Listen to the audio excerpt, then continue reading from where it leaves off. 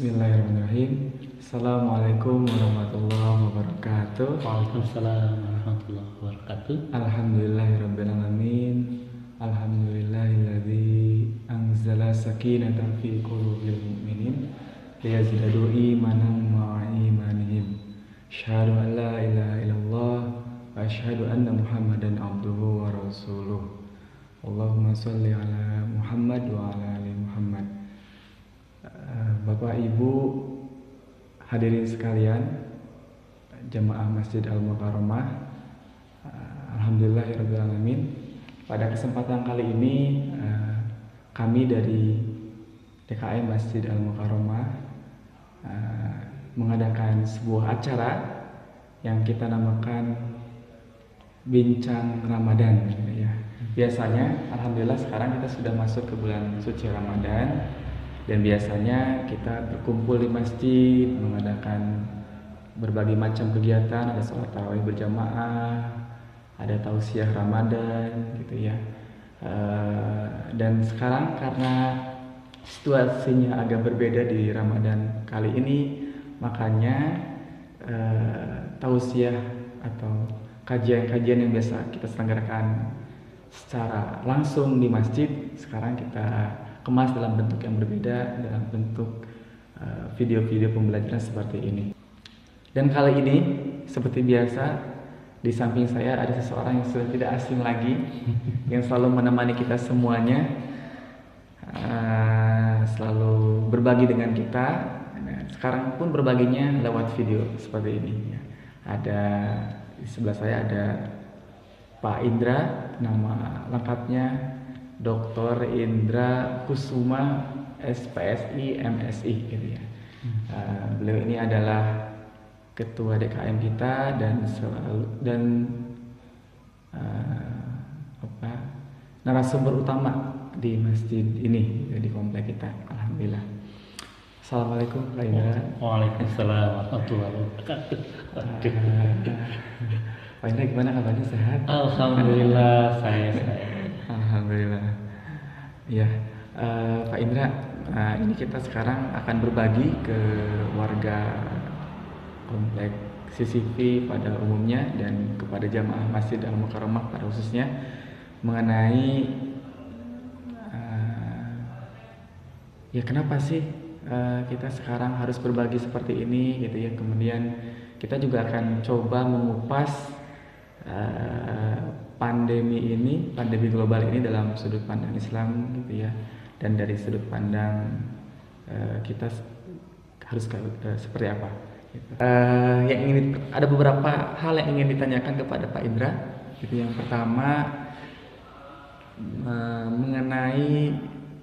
mengenai sejarahnya wabah seperti ini, gitu. Apakah dulu sempat terjadi di zaman Rasulullah atau para sahabat, gitu ya, atau bahkan bisa terjadi di luar itu. Nah, mungkin Pak Indra bisa berbagi kepada kita semuanya, gitu. Jadi kira-kira apakah sebelumnya wabah seperti ini sempat ada, gitu, dan situasinya kira-kira seperti apa? Apa bedanya dengan wabah yang terjadi pada saat ini? Gitu, Pak Indra. Bismillahirrahmanirrahim. Assalamualaikum warahmatullahi wabarakatuh. Waalaikumsalam warahmatullahi wabarakatuh. Kalau kita melihat sejarah terkait dengan wabah, ya, kalau pandemi itu istilahnya memang lebih luas lagi, bahkan global. Terkait dengan wabah, dan COVID-19 ini kan termasuk wabah bagi kita sebagai wabah. Ternyata kalau kita lihat sejarah di zaman Rasulullah SAW pernah terjadi wabah. Hanya saat itu wabahnya wabah kusta atau lepra, sehingga Rasulullah SAW pun memberikan panduan agar tidak melihat berlama-lama atau berinteraksi lama dengan yang mengalami lepra atau kusta.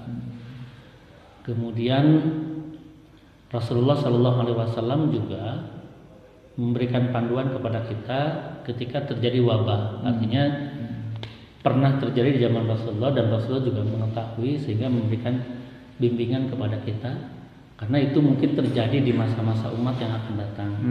Iya. Sehingga Rasulullah bersabda, "Idza sami'tum bitta'un bi'ardin fala tadkhuluha wa idza waqa'a bi'ardin wa antum biha fala takhruju minha." Ini hadis riwayat Bukhari. Apabila engkau mendengar di suatu wilayah ada ta'un, wabah, maka janganlah kamu masuk ke daerah itu. Dan apabila terjadi wabah di suatu tempat sedangkan engkau berada di dalamnya, fala takhruju minha, maka engkau jangan keluar dari tempat itu. Ini yang kita kenal dengan istilah karantina atau istilah keren lainnya lockdown. Jadi Rasulullah SAW juga telah memberikan bimbingannya kepada kita terkait dengan wabah. Ta'un sendiri yang dimaksud dalam hadis menurut para ulama, semua wabah apapun penyebabnya itu disebutnya ta'un. Apakah karena bakteri, karena virus, ketika itu mewabah, menurut para ulama disebut dengan ta'un. Kemudian di zaman Umar bin Khattab radhiyallahu anhu juga pernah terjadi ketika beliau akan kunjungan kerja ke daerah Syam, Suriah kalau sekarang, ternyata ada informasi di sana sedang tersebar wabah ta'un. Umar bin Khattab kemudian bermusyawarah dengan para sahabat dan akhirnya Umar memutuskan untuk tidak jadi masuk.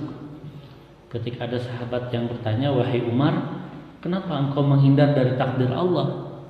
Umar menjawab, "Ya, aku menghindar dari takdir Allah menuju takdir Allah yang lain."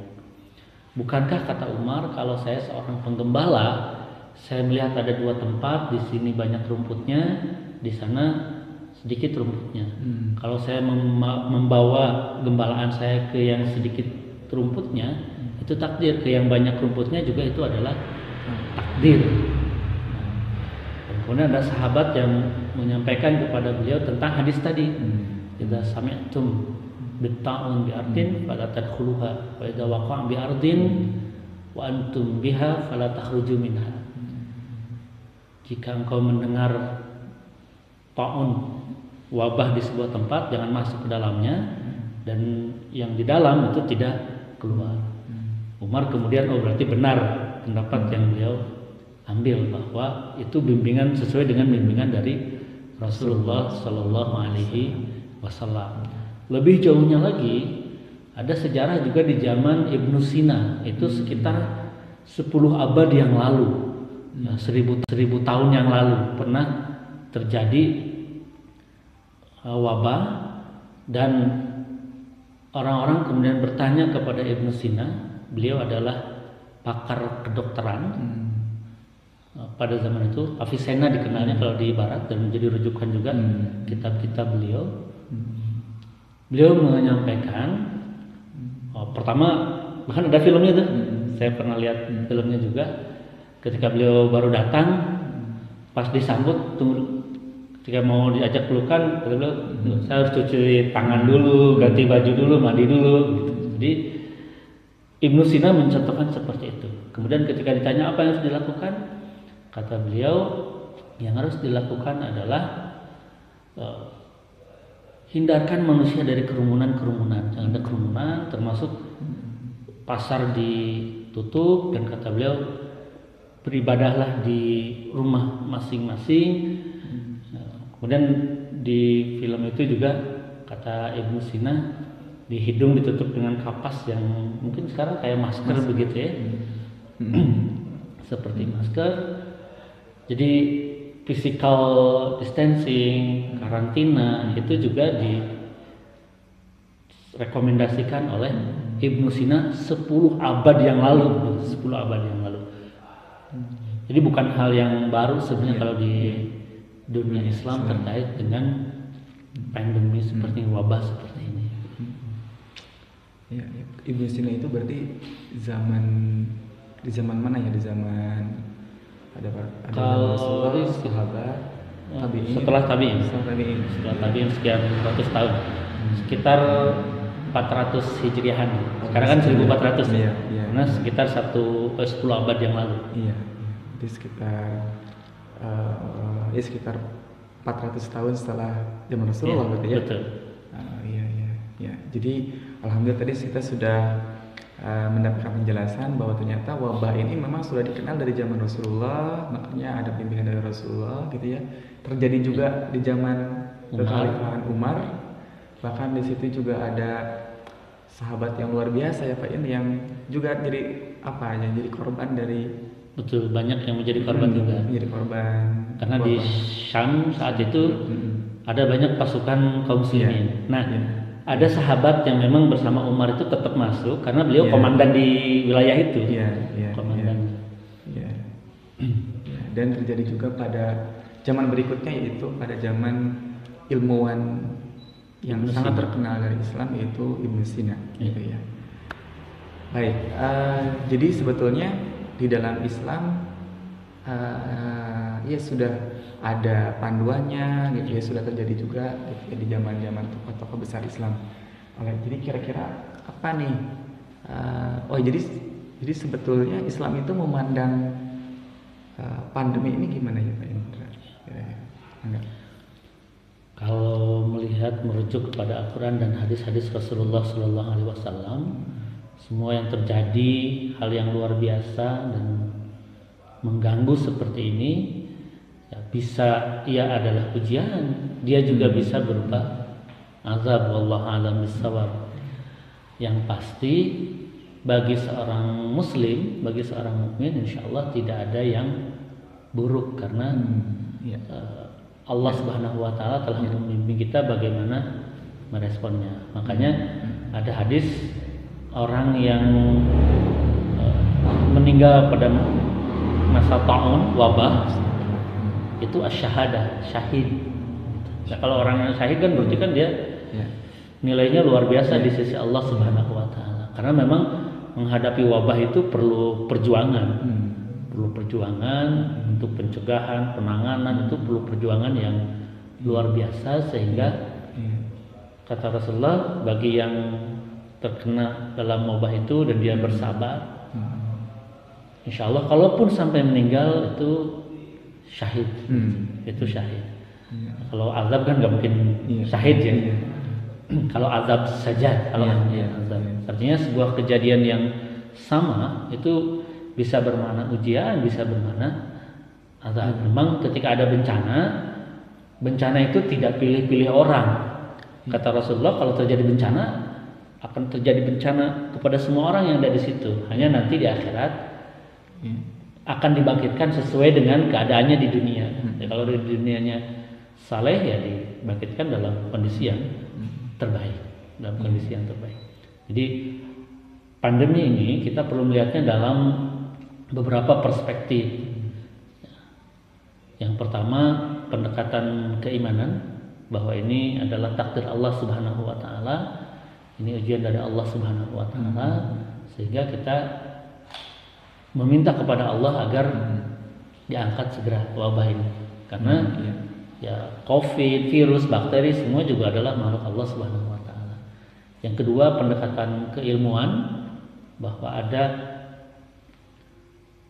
secara keilmuan ini bisa dijelaskan, bisa dicegah dan sebagainya. Kita ikuti pakar-pakar yang berbicara, yang ahli terkait dengan wabah, saran-sarannya physical distancing, cuci tangan dan lain sebagainya, ya kita ikuti. Ini pendekatan secara keilmuan. Yang ketiga, pendekatan secara kemanusiaan, bahwa wabah ini juga menimbulkan ujian kepada banyak orang, sehingga ada orang-orang yang kemudian berhenti bekerja, ada yang tidak lagi berpenghasilan sehingga kesulitan. Ini kesempatan bagi kita sebagai entitas komunitas untuk bersatu padu, saling menolong, saling membantu. Ini pendekatan sosial, sosial kemanusiaan. Seperti itu. Ya, jadi ada beberapa perspektif ya, ketika kita yang memandang wabah ini gitu tadi. Yang pertama tadi bahwa dari sudut pandang keimanan gitu ya. Yang selanjutnya dari sudut pandang keilmuan. Yang ketiga sosial kemanusiaan. Sosial kemanusiaan. Gitu.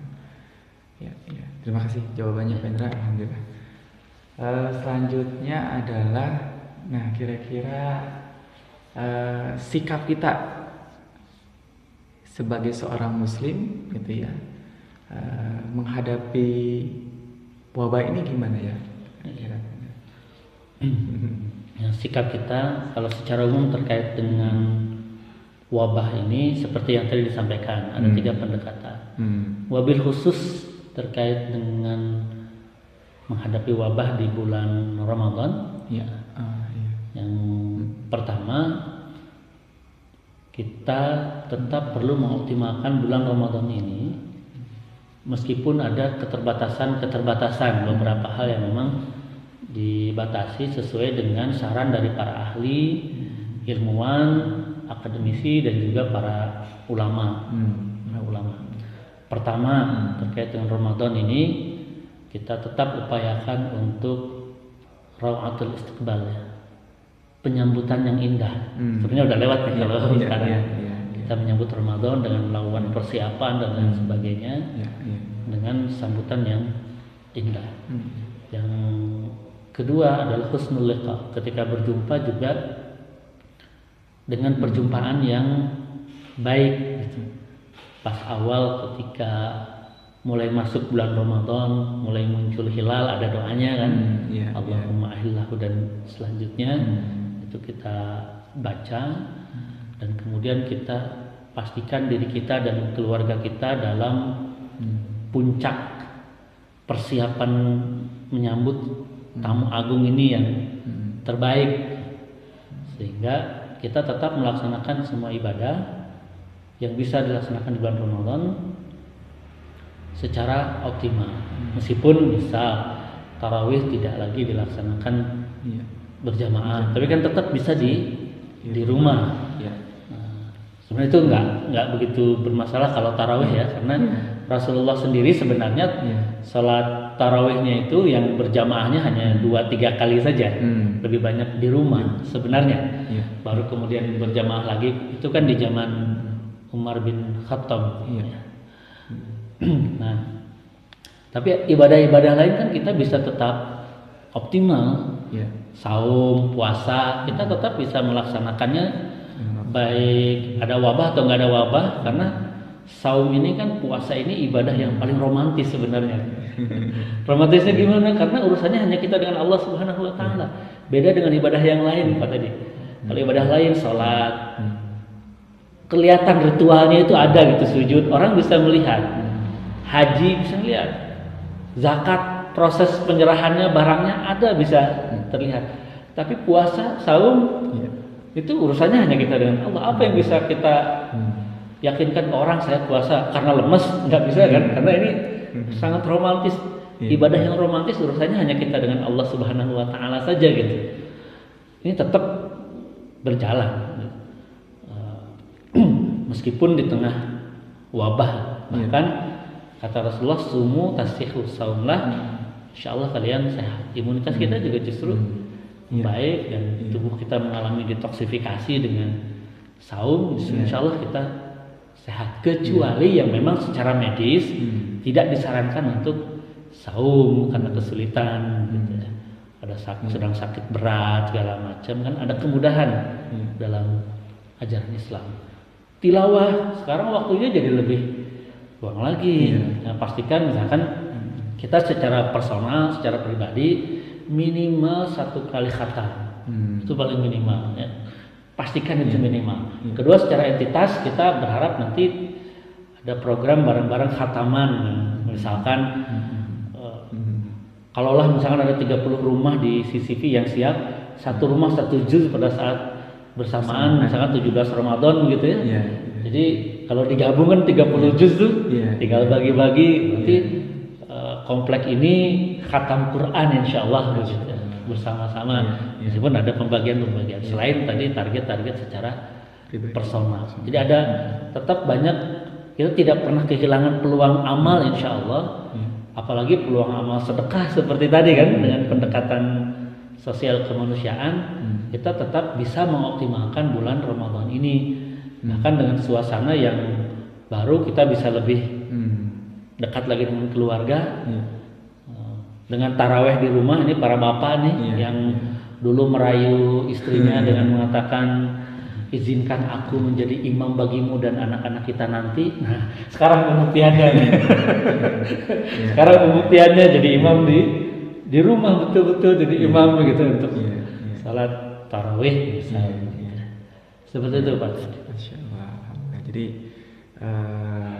apa sikap kita menghadapi wabah ini khususnya di bulan Ramadan, jadi saya sudah jelaskan juga. Jadi walaupun keadaannya seperti ini sedang ada wabah, tapi itu juga bukan berarti kita jadi kualitas ibadahnya juga harus menurun ya. Justru malah banyak kesempatan yang bisa kita upayakan supaya kualitas ibadahnya tetap maksimal, bahkan bisa jauh lebih baik karena kita jadi ngerasa ibadahnya juga jadi ngerasa semenjak ada COVID ini jadi ke Allah juga jadi makin dekat gitu ya.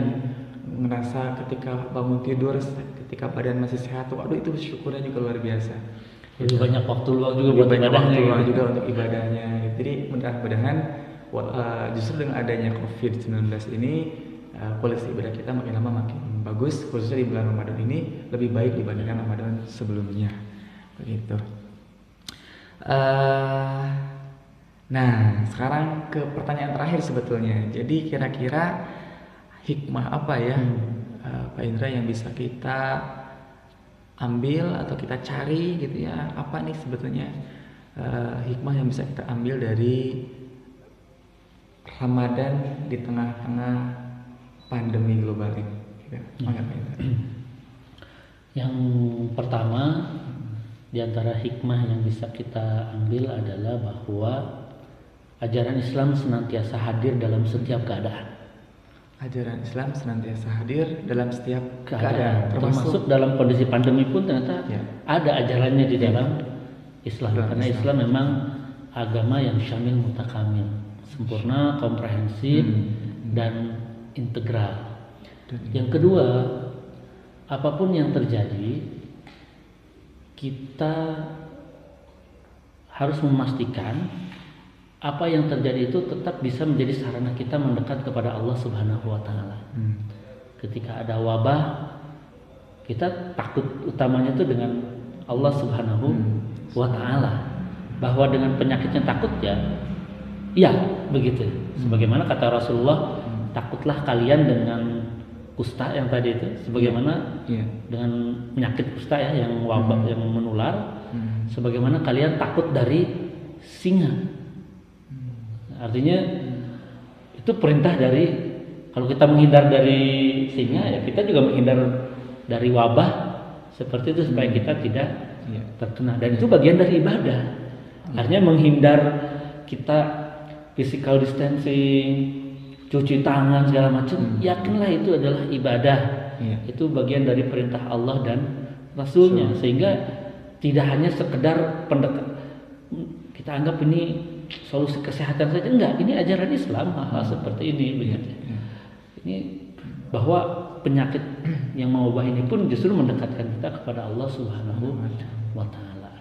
Kemudian yang berikutnya di antara hikmahnya, manusia semakin terbiasa dengan budaya hidup yang lebih sehat. Dan ini juga ajaran Islam. Ini ajaran Islam. Yang berikutnya, waktu yang berkualitas bersama keluarga itu semakin luang begitu ya, waktu berkualitas. Bahkan mungkin ini agak-agak ironi, tapi ini bisa jadi pembelajaran. Tadi sempat ngobrol dengan Mas Suhada begitu. Ada yang buat status yang bertanya kepada anaknya,